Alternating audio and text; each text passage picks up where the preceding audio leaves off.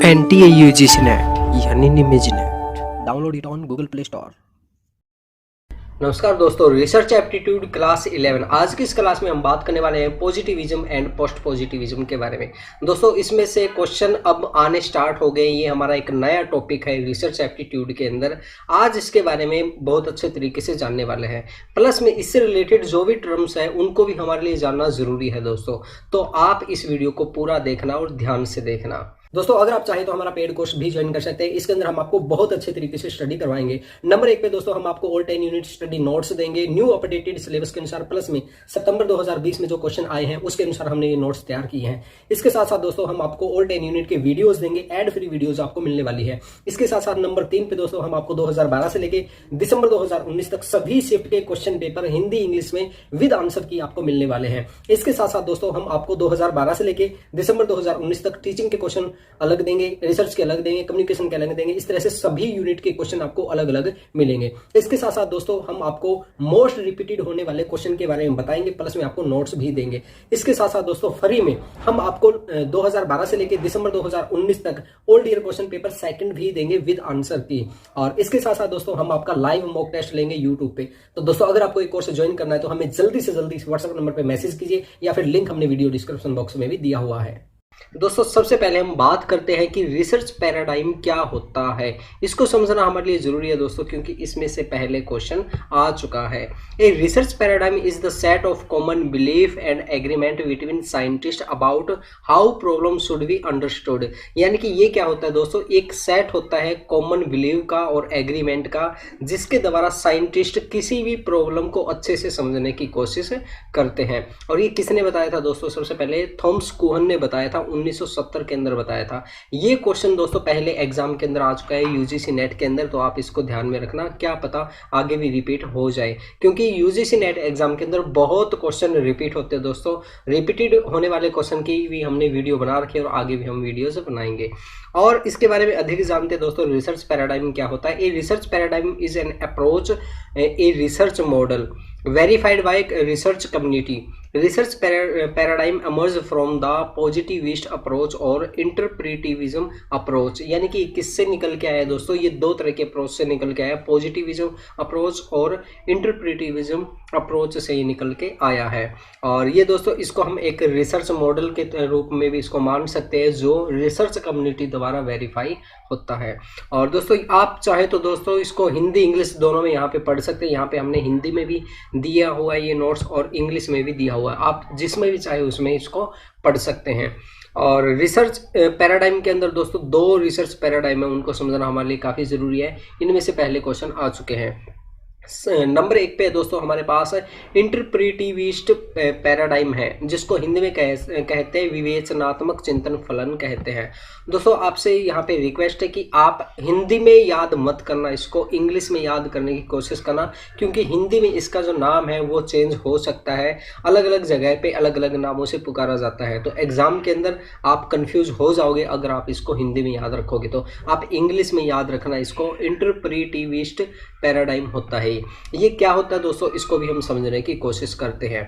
देखिए ये क्या होता है। Most of the qualitative research in social science used interpretivism approach. यानी कि क्वालिटेटिव रिसर्च के अंदर, सोशल साइंस के अंदर इसका यूज किया जाता है। यहाँ से क्वेश्चन बन सकता है।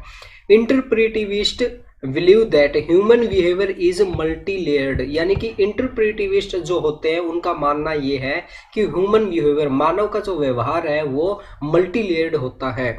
It can't be determined by pre defined probability model. यानी कि इनका कहना है कि मानव का जो व्यवहार है उसको पहले से बनाए किसी मॉडल द्वारा हम नहीं समझ सकते। और इसमें क्या आगे, it depend on the situation and determined by the environmental factor. ये क्या है दोस्तों, मानव का जो व्यवहार है वो सिचुएशन पे डिपेंड करता है और इसको एनवायरमेंट फैक्टर के जरिए इसको देखा जा सकता है। यानी कि मानव का जो व्यवहार होता है वो अलग अलग सिचुएशन पे अलग अलग हो सकता है और अलग अलग एनवायरनमेंट में भी अलग अलग हो सकता है। तो ये इसमें ज़रूरी है दोस्तों। इसमें से पहले क्वेश्चन आ चुका है, आप अच्छे से ध्यान में रख लेना इसको। और वही मैं एक बार फिर से बता रहा हूँ कि यहाँ पे हिंदी इंग्लिश दोनों में हमने यहाँ पे दिया हुआ है दोस्तों, आप यहाँ पे देख लेना। जैसे कि यहाँ पे दिया हुआ है कि मानव व्यवहार बहुस्तरीय है और इसे पूर्व परिभाषित संभाव्य मॉडल द्वारा निर्धारित नहीं किया जा सकता। और मानव का व्यवहार क्या है दोस्तों, वो बदलता रहता है सिचुएशन और एनवायरनमेंट के अनुसार। तो आप इस चीज़ को याद रखना, बिल्कुल आसानी से आपको याद हो जाएगा। और आगे हम बात करते हैं दोस्तों, मैक्स वेबर ने इसके बारे में क्या कहा था। मैक्स वेबर से रिलेटेड एक क्वेश्चन पहले आ चुका है और इनके द्वारा देखते हैं दोस्तों क्या कहा गया है। Interpretive sociology is an approach develop by Max Weber that centre on the importance of meaning and action when studying social trend and problem. इनका मानना क्या है दोस्तों कि सोशल ट्रेंड और प्रॉब्लम को समझने के लिए हम किसको इम्पोर्टेंस देते हैं, मीनिंग और एक्शन को ध्यान में रखते हैं। यानी कि मीनिंग क्या निकल रहा है, किसी चीज़ का क्या अर्थ निकल रहा है और उसका क्या एक्शन है, उसके द्वारा हम समझने की कोशिश करते हैं किसी भी प्रॉब्लम को। और हम देखते हैं कि subjective experience, believe and behave of people are equally important to the study as are observable objective fact. इनका ये मानना है कि जब हम किसी वस्तु से रिलेटेड कोई भी फैक्ट को निर्धारित करते हैं, उसको देखते हैं, उसको चेक करते हैं, वो सेम टू सेम किसके इक्वल है दोस्तों, वो हमारा मानव का जो व्यवहार है, उसकी क्या थिंकिंग है, उसकी क्या सोच है, उसका क्या विश्वास है, उसका क्या एक्सपीरियंस है। तो उसी तरीके से हम मानव का व्यवहार भी काउंट करते हैं किसी भी प्रॉब्लम को सॉल्व करने के लिए। ठीक है, तो ये चीज़ है इसके अंदर दोस्तों, ये चीज़ आप अच्छे से कर लेना। अगर आप किसी भी दोस्त को कोई प्रॉब्लम है, कोई बात समझ में ना आए, तो दोस्तों आप हमें व्हाट्सएप पे भी कांटेक्ट कर सकते हैं और इससे रिलेटेड जो भी क्वेश्चन है दोस्तों हम वो लाइव मॉक टेस्ट में करने की कोशिश करेंगे। आगे हम बात करते हैं दोस्तों, हमारे पास है प्रत्यक्षवाद यानी कि पॉजिटिविज्म पैराडाइम है, इसके बारे में बात करते हैं। इसको समझने से पहले हमें अगस्त कॉमेट के विचारों के बारे में जानना जरूरी है। फ्रांस के प्रमुख समाजशास्त्री अगस्त कॉमेट 1798-1857 का कहना कि समाजशास्त्र सामाजिक प्रक्रियाओं का वैज्ञानिक अध्ययन करता है। ये देखिए, इसके ये इंपॉर्टेंट चीज़ आ गई और यहीं से एक क्वेश्चन आया हुआ है दोस्तों। समाज शास्त्र क्या है दोस्तों, जो हम अपने समाज में रहते हैं उसका अध्ययन करना, सामाजिक प्रक्रियाओं का वैज्ञानिक अध्ययन करता है। ये क्वेश्चन पहले आ चुका है दोस्तों, मैं आपको लाइव मॉक टेस्ट में दिखाऊंगा कि किस तरह से इसमें से क्वेश्चन आया है। उन्होंने यह महसूस किया कि जिस प्रकार प्राकृतिक विज्ञान में वैज्ञानिक प्रक्रिया का अध्ययन किया जाता है, उसी प्रकार समाजशास्त्र में भी वैज्ञानिक पद्धतियों के द्वारा सामाजिक घटनाओं का अध्ययन किया जा सकता है। जी देखिए, हम किसी प्राकृतिक विज्ञान में किसी भी चीज़ को समझने के लिए साइंटिफिक तरीका यूज करते हैं, किसी भी चीज़ को अच्छे से समझने के लिए। सेम टू सेम ऐसे ही हमारे समाज की घटनाओं को समझने के लिए साइंटिफिक तरीकों का यूज किया जा सकता है। ये चीज़ इन्होंने कही है, ये चीज़ याद रखना। इसमें से क्वेश्चन आएगा, वो मैं आपको बताऊंगा कैसे इसमें से क्वेश्चन आएगा लाइव क्लास के अंदर। इन्होंने अपनी जो महत्वपूर्ण पुस्तक पॉजिटिव पॉलिसी के नाम से लिखी। इस पुस्तक में इन्होंने सर्वप्रथम सोशियोलॉजी शब्द का यूज किया था। ठीक है, ये चीज़ भी आप याद रखना। और अपने महत्वपूर्ण पुस्तक पॉजिटिव फिलॉसफी में उन्होंने मानव ज्ञान के 3 स्तरों का वर्णन किया है। ये भी हम देख लेते हैं दोस्तों, इसमें से वैसे क्वेश्चन तो नहीं आए लेकिन फिर भी हम इसको समझ लेते हैं। धार्मिक स्तर, सबसे पहले दोस्तों धार्मिक स्तर है। धार्मिक स्तर पे इन्होंने क्या कहा था, इस स्तर पर मनुष्य का यह सोचना था कि समस्त चीजें अलौकिक शक्ति द्वारा प्रभावित होती है, इन अलौकिक शक्तियों के द्वारा ही सभी घटनाएं घटित होती है। नंबर 1 पे जो स्तर था दोस्तों, लेवल था, उसके अंदर क्या था, मनुष्य ये सोचता था कि जो भी घटनाएं घटती है वो भगवान के द्वारा होती है या फिर कोई अलौकिक शक्ति है उसके द्वारा होती है। नंबर 2 पे दोस्तों तात्विक स्तर, इसमें क्या होता था, कॉमेट के अनुसार दूसरी अवस्था है तात्विक सोच की। इस स्थिति में व्यक्ति एक अदृश्य तथा निराकार शक्ति के अस्तित्व को महसूस करता है। देखिए वो क्या था, इस तात्विक स्तर के अंदर उसे ये महसूस होता था कि कोई ऐसी चीज है, कोई अदृश्य चीज है, वो ये सब कुछ कर रही है और उसी के द्वारा ये सब कुछ हो रहा है। नंबर 3 पे दोस्तों वैज्ञानिक स्तर, तीसरी अवस्था ज्ञान की वह अवस्था जो 20वीं सदी के आरंभ में दशकों में शुरू हुई। इस स्तर पर वैज्ञानिक सोच पर आधारित ज्ञान को महत्व दिया गया। यानी कि तीसरी स्टेज में क्या था दोस्तों कि लोग क्या है साइंटिफिक तरीके से सोचने लग गए और चीज़ों को समझने लग गए। तो ये चीज़ थोड़ी सी आप पढ़ लेना, ये बेसिक अंडरस्टैंडिंग के लिए है। और आगे हम बात करते हैं दोस्तों कि निरीक्षण पर आधारित सोच के कारण मनुष्य की सोच को वैज्ञानिक तथा प्रत्यक्षात्मक आधार मिला। यानी कि यहीं से हमारी शुरुआत हुई पॉजिटिविज्म एंड पोस्ट पॉजिटिविज्म की शुरुआत हुई, जब हम साइंटिफिक तरीके से सोचने लग गए। तो इसलिए ये जानना ज़रूरी था दोस्तों। अब हम बात करते हैं दोस्तों कि पॉजिटिविस्ट और पोस्ट पॉजिटिविस्ट से रिलेटेड और जो इम्पोर्टेंट टर्म्स है उसके बारे में हम जानते हैं। सबसे पहले दोस्तों हमारे पास ओंटोलॉजी यानी कि सत्ता मीमांसा, इसको हिंदी में कहा जाता है। और यहाँ भी मैं आपको वही बात कहूँगा कि आप इंग्लिश में याद रखने की कोशिश करना, क्योंकि हिंदी में इसका मीनिंग चेंज हो सकता है, वर्ड्स अलग हो सकता है। व्हाट इज रियलिटी, ओंटोलॉजी के अंदर क्या होता है दोस्तों, व्हाट इज रियलिटी, हम देखते कि सच्चाई क्या है, वास्तविकता क्या है, ये हम देखने की कोशिश करते हैं। What exist and what does not exist, basic यही होता है दोस्तों, क्या अस्तित्व में है और क्या अस्तित्व में नहीं है। आप इस चीज को याद रखना दोस्तों, व्हाट इज रियलिटी, इसको याद रखना। और इसमें से क्वेश्चन आ चुका है दोस्तों, एग्जाम में आप देखना, ओल्ड ईयर क्वेश्चन पेपर देखना, इसमें से क्वेश्चन आ चुका है और हम भी आपको आगे करवाने वाले हैं। और यहाँ पे दोस्तों हिंदी इंग्लिश दोनों के अंदर पढ़ सकते हैं इसको। ओंटोलॉजी इज ए सब ब्रांच ऑफ मेटाफिजिक्स, ये क्या है दोस्तों, मेटाफिजिक्स की एक सब ब्रांच है। और यहाँ पे दोस्तों हिंदी इंग्लिश में आप देख लेना, इसको समझ में आ जाएगा। आगे हम बात करते हैं दोस्तों जो मोस्ट इंपॉर्टेंट है हमारे पास, एपिस्टेमोलॉजी, ज्ञान मीमांसा भी इसको कहते हैं। इसके अंदर क्या होता है दोस्तों, हाउ डू यू नो, यानी कि तुम कैसे जानते हो। In simple term epistemology is the philosophy of knowledge और how we come to know, यानी कि हमें कैसे ये जानकारी हुई। नॉलेज ऑफ नॉलेज को क्या कहा जाता है दोस्तों, एपिस्टेमोलॉजी कहते हैं। यानी कि किसी चीज की जानकारी हुई तो वो किस तरह से हुई, नॉलेज ऑफ नॉलेज को क्या कहा जाता है, एपिस्टेमोलॉजी कहा जाता है। और इसमें से पहले क्वेश्चन आ चुका है दोस्तों, इसमें डायरेक्ट क्वेश्चन आया हुआ था कि नॉलेज ऑफ नॉलेज को क्या बोला जाता है, तो इसको क्या बोला जाता है, एपिस्टेमोलॉजी, यानी कि ज्ञान मीमांसा इसको बोला जाता है। और इसको भी आप इंग्लिश में याद रखने की कोशिश करना। आप कैसे जानते हैं, सरल शब्दों में एपिस्टेमोलॉजी ज्ञान का दर्शन है। और हम कैसे जानते हैं, ज्ञान का ज्ञान यहाँ पे हमने हिंदी और इंग्लिश दोनों में यहाँ पे दिया हुआ है दोस्तों, आप बिल्कुल आसानी से इसको देख लेना। आगे हम बात करते हैं दोस्तों एक्जियोलॉजी, मूल्य मीमांसा की बात करते हैं।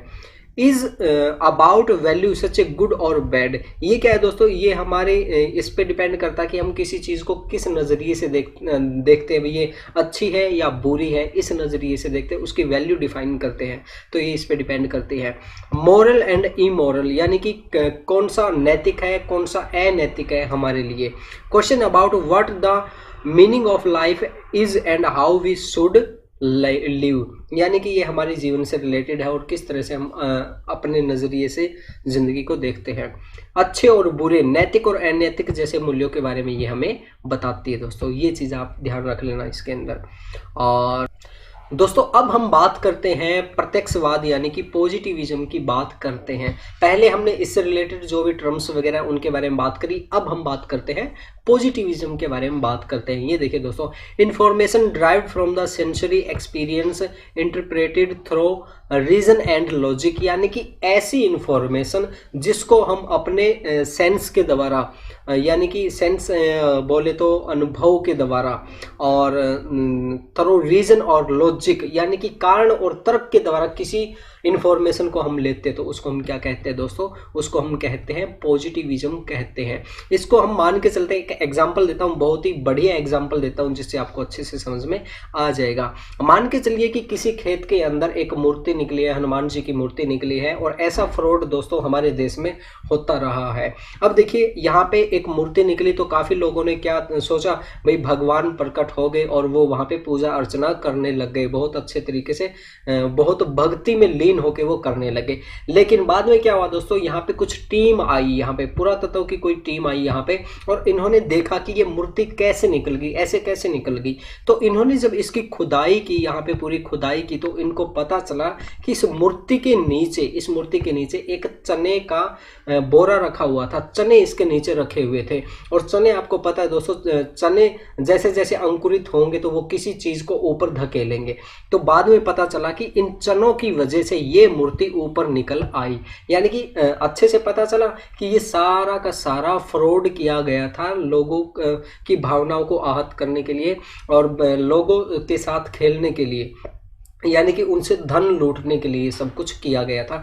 यहाँ पे हमने क्या किया दोस्तों, हमने अपनी कॉमन अंडरस्टैंडिंग लगाई, लॉजिक लगाया, भाई ये चीज ऊपर आई है तो क्यों आई है, रीजन क्या है इसका, ठीक है। यानी कि किसी भी चीज को लॉजिक के द्वारा समझना, एक्सपीरियंस के द्वारा, सेंसरी ऑर्गन के द्वारा समझना, वो क्या कहलाता है दोस्तों, वो हमारा कहलाता है प्रत्यक्षवाद, यानी कि पॉजिटिविज्म कहलाता है।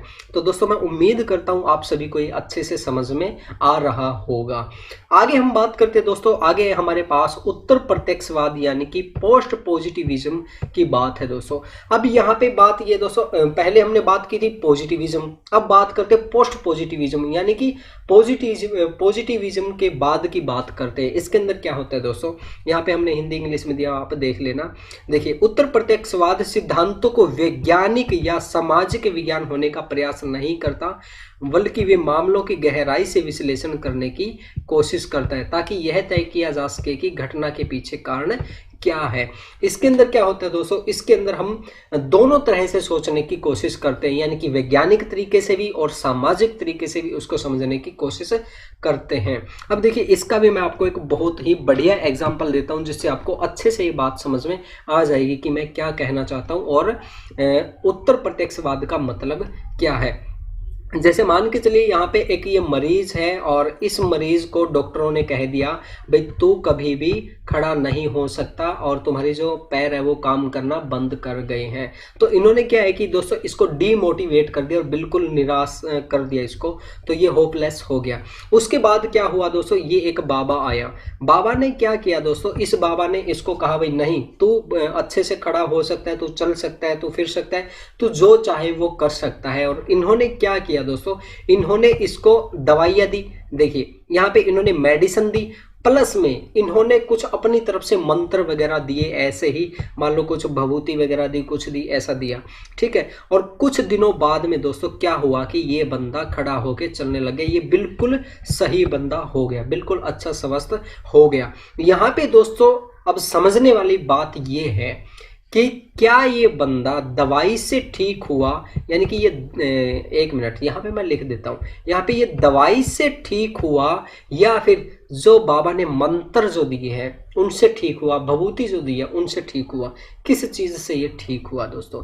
यहाँ पे समझने वाली बात यह है कि ये बंदा इस चीज से ठीक हुआ कि इसके अंदर मोटिवेशन भर दिया गया, भाई तू ठीक हो सकता है, तू चल सकता है, तू फिर सकता है, ठीक है। इस वजह से इसके अंदर कॉन्फिडेंस आ गया, इसके अंदर एक भावना जग गई कि तू ठीक हो सकता है। लेकिन ऊपर क्या हुआ था दोस्तों, ऊपर इन दोनों डॉक्टरों ने इसको डीमोटिवेट कर दिया था, भाई तू नहीं चल सकता, तू नहीं हो सकता, तो कभी ठीक नहीं हो सकता, तो इसको बहुत ज़्यादा मोटिवेट कर दिया। तो यहाँ पे जब हमने पूरी गहराई से मामले को जांचा तो हमें पता चला कि इसके अंदर क्या है कि इसमें मोटिवेशन भी है, प्लस में दवाइयों का भी इसने काम किया है। तो यहाँ पे यानी कि पॉजिटिविज्म के बाद क्या आता है, पोस्ट पॉजिटिविज्म, यानी कि बहुत अच्छे तरीके से हम समझने की कोशिश करते हैं, सामाजिक तौर पे भी और उसको वैज्ञानिक तौर पे भी समझने की कोशिश करते हैं। तो दोस्तों ये है इसके अंदर, और मैं उम्मीद करता हूँ आपको ये अच्छे से समझ में आ गई होगी, दोनों की दोनों चीज़ें, पॉजिटिविज्म एंड पोस्ट पॉजिटिविज्म, और इससे रिलेटेड जितनी भी टर्म्स है वो भी आपको समझ में आ गई होगी। और अगर फिर भी दोस्तों अगर आपका कोई सवाल जवाब है तो आप हमें पूछ सकते हैं, व्हाट्सएप पे मैसेज हमसे कर सकते हैं। तो आज के लिए बस इतना ही दोस्तों, थैंक यू वेरी मच। दोस्तों इवनिंग में जो हम थ्योरी करवाते हैं उसी का सुबह हम लाइव मॉक टेस्ट भी लेते हैं। उसके अंदर हम 2012 से लेके अभी तक जितने भी क्वेश्चन आए हैं वो सभी के सभी क्वेश्चन उसमें हम कवर अप करवाते हैं। आपको लाइव मॉक टेस्ट कैसे लेना है, इसके लिए दोस्तों सबसे पहले आप हमारी ऐप निमिजनेट इंस्टॉल कीजिए। ऐप इंस्टॉल करने के बाद दोस्तों आपको चैट के ऊपर क्लिक करना है। ये देखिए चैट का ऑप्शन आपको नीचे दिखाई दे जाएगा। यहाँ पे क्लिक करने के बाद दोस्तों आपके सामने ये आएगा फरवरी 2021 बैच वीडियो एंड इन्फॉर्मेशन, इसके ऊपर क्लिक करना है। यहाँ पे क्लिक करने के बाद दोस्तों यहाँ पे हम डेली के डेली लिंक डालते रहते हैं। जैसे सुबह 9 बजे हमारा लाइव मॉक टेस्ट होता है तो हम इसको रात को या सुबह 7 बजे इसमें लिंक डाल देते हैं। आपके पास दोस्तों नोटिफिकेशन भी आ जाता है, या फिर आप मैन्युअली ऐप में आके यहाँ पे चैट पे भी इस लिंक को ले सकते हैं और बिल्कुल आसानी से हमारी लाइव क्लास ज्वाइन कर सकते हैं। Thank you.